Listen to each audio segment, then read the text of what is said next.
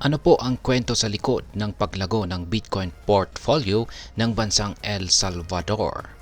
Yan, isa pong milestone ang narating ng bansang El Salvador. Ito po ang unang bansa na nag-adapt kay Bitcoin bilang legal tender.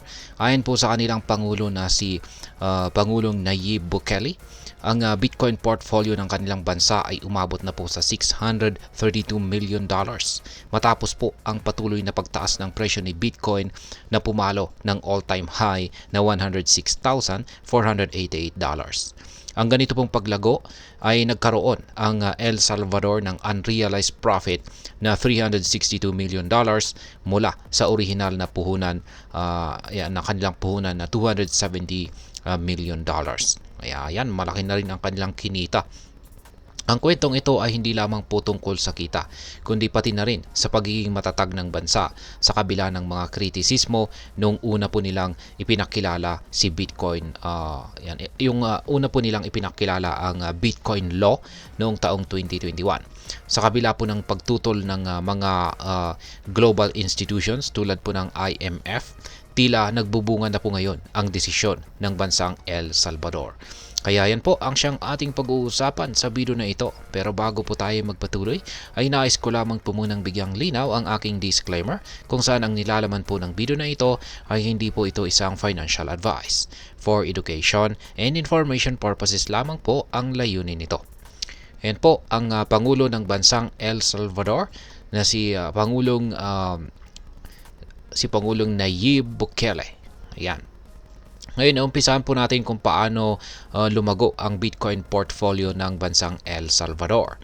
Yan, ang portfolio po ng El Salvador ay binubuo ito ng 5,966 na Bitcoin na binili po nila sa kabuuang halaga na $270 million.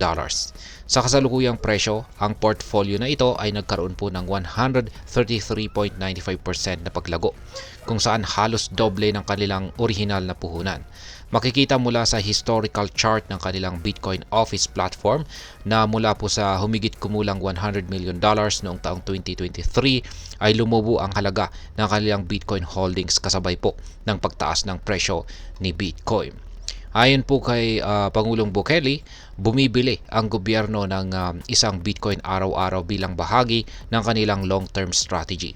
Sa kabila po ng volatility ng cryptocurrency market, nananatiling matatag ang gobyerno sa kanilang layunin na gawing integral ang Bitcoin sa kanilang ekonomiya. Ngayon ay ano po ang papel ni Bitcoin sa ekonomiya ng El Salvador? Yan, ginagamit po ng El Salvador si Bitcoin hindi lamang po bilang investment, kundi pati na rin bilang paraan upang mapalago ang turismo at mga foreign investment at saka financial inclusion. Ang kanilang Bitcoin City Project ay isang ambitious plan upang magtayo ng isang lungsod na gumagamit po ng Bitcoin sa halos lahat ng transactions. Bukod dito ay nagbigay din sila ng mga insentibo tulad po ng tax exemptions para sa mga crypto-based businesses.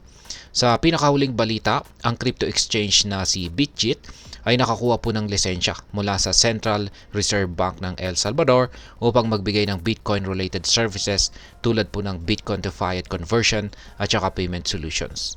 Ito po ay isang patunay na ang El Salvador ay aktibong pinapalawig ang kanilang Bitcoin ecosystem.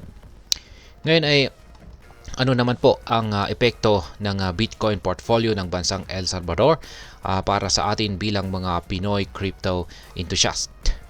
Para sa atin, ang kwento po ng El Salvador ay nagbibigay ng mahalagang aral sa kung paano po ang isang buong bansa ay maaring makinabang mula sa Bitcoin adoption. Una ay pinapakita po nito na ang long-term holding o hodling strategy ay maaring magresulta sa malaking kita kung naniniwala po tayo sa potensyal ni Bitcoin bilang isang asset. Pangalawa ay pinapakita rin nito ang kahalagahan ng paggamit ng cryptocurrency hindi lamang bilang investment kundi pati na rin sa practical applications gaya po ng remittances at saka pagbabayad. Dito sa Pilipinas, kung malaki po ang bilang ng OFWs, maaaring maging inspirasyon ito upang mas ma-explore ang paggamit po ng crypto sa pagpapadala ng pera na mas mabilis at saka mas mura. Gayunpaman, kailangan pa ring tandaan kailangan pa rin po nating tandaan ang risk ng cryptocurrency. Ang market po nito ay lubhang volatile kaya't mahalaga ang tamang edukasyon at saka risk management. Ang paggamit po ng mga regulated exchanges at pagsunod sa mga patakaran ng Bangko Sentral ng Pilipinas ay makakatulong upang maging mas ligtas ang ating pag-i-invest. Ngayon ay ano naman po ang aking masasabi tungkol dito? Ang tagumpay po ng El Salvador ay isang testamento sa lakas ni Bitcoin bilang digital asset at economic tool. Gayunpaman ay hindi po ito nangangahulugan na ang parehong resulta ay madaling makakamit ng iba pang bansa o individual. Malaga po ang tamang diskarte, sapat na kaalaman at kahandaan sa mga posibleng downside. Ang desisyon po ng El Salvador na mag-invest ng bilyon kay Bitcoin ay nangangailangan ng matinding tiwala sa teknolohiya at lakas ng loob sa gitna ng global criticism.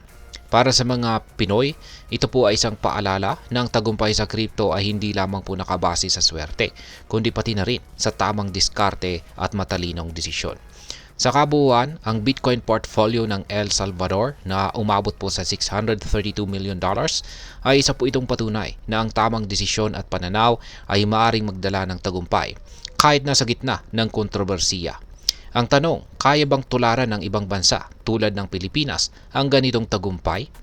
Para sa mga Pinoy, ang mahalaga ay ang pag-unawa sa teknolohiya at ang paggamit nito upang mapabuti ang buhay ng bawat isa. At ayan, hanggang dito na lamang po tayo sa video na ito mga ka-crypto. Sana po ay inyong nagustuhan ang aking paliwanag sa video na ito. Kung inyo po itong nagustuhan, pakiclick lamang po ang like button nito. Marami pong salamat sa panonood. Ingat po tayo lagi at God bless po sa ating lahat.